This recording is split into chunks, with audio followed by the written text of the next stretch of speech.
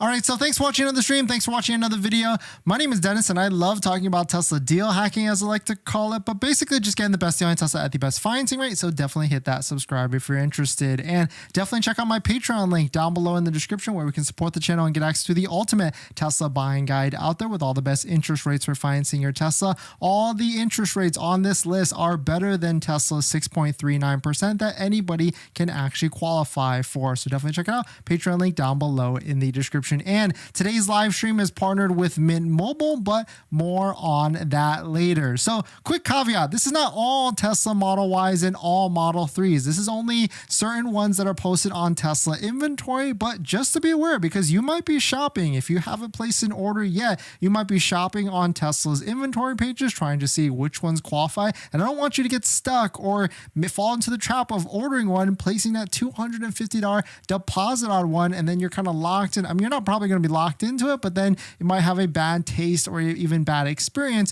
when you are going through and looking to buy it. Of course, quick tip, shout out to Brett for sending this DM to us last night or yesterday, actually way earlier yesterday. I wish I saw it, but thank you to Brett for sending it to us that Tesla has removed a lot of the vehicles or removed the $7,500 federal tax credit for a good amount of vehicles that are Model Y and Model 3. But shout out to Sawyer Merritt. It seems like there's more to this than just removing it or just willy-nilly taking it off of the website. Quote, Tesla is now manufacturing variants of the Model 3 and Model Y in the US that do and don't qualify for the $7,500 federal EV tax credit. Customers can claim eligibility of the credit will be matched with a VIN of the car that qualifies, and those who are not eligible or don't opt in for the credit will get a non-qualifying VIN. Qualifying Model Y long ranges and Model 3 long ranges use Panasonic batteries, while non-qualifying ones use LG batteries. It seems like Tesla is using less expensive batteries in the cars for customers who don't use the EV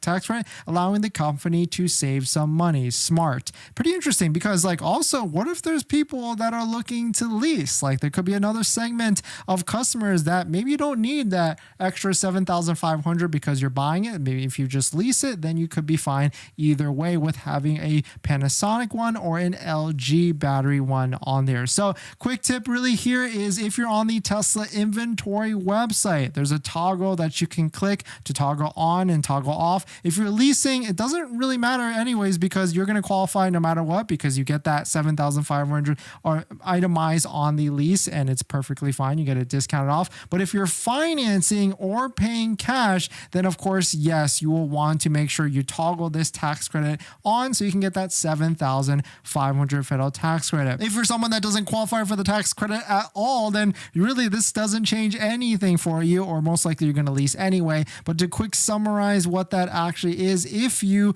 are someone that makes above $150,000 as a single earner or $300,000 as a married filing jointly, then you will not qualify for the $7,500 federal tax credit. It's kind of interesting to see, and now this kind of makes it more convoluted and complicated when you're taking a look at which vehicles on Tesla's website. But the easiest way really is to just make sure you're toggling this on with the tax credit eligible so that you're not looking at vehicles that don't qualify for the tax credit. And another thing I'd also notice is that Tesla started to add more vehicles or more descriptions of things of why they could be discounting a vehicle. Take this one, for instance, a Tesla Model Y long range all-wheel drive that did not qualify for the tax credit. It's got the black Gemini wheels. It's got a $1,530 discount. And you might be thinking, hey, that's a great discount. I think that's a great discount for only having 5 miles on the odometer. Well, if you take a look and if you peel the onion back a little bit further, you can see that this is a demo vehicle,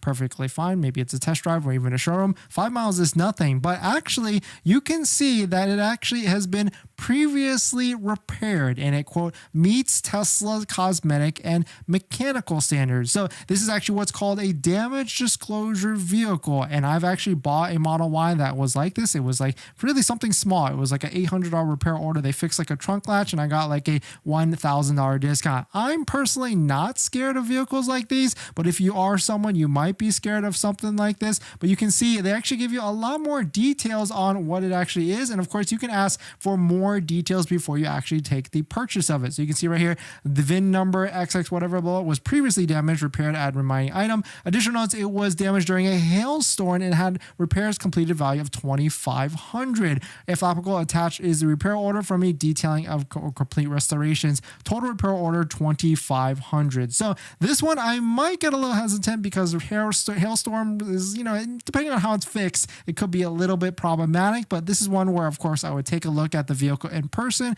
like you are where anybody is before they take delivery, and then kind of make the decision there. But I mean, if you're leasing the vehicle, $1,500, that's a great deal. If you're buying it, not keeping it for a long time, that also could be a great deal as well. I mean, you can see from here, you can still get the $1,500 discount when you're leasing this exact vehicle with the Tesla Model Y plus the $7,500 when you're actually leasing it. So this one might be a good deal for someone that's leasing it 100% of the time. But certainly to give you some more awareness on why this is actually happening, it seems like Tesla is just getting more smart with manufacturing these Model 3s and Model Ys. So just be aware when you are shopping on Tesla's website, make sure to toggle the tax credit eligible vehicles or not. And also if you've got a pending order, most likely you've already filled out that tax credit application within the back end. Make sure you probably fill that out sooner than later so that Tesla doesn't try and give you a vehicle that does not qualify for the $7,500, because that would not make any sort of sense. So definitely some pretty interesting stuff. Let me know what your thoughts on it. Let me know what you're thinking.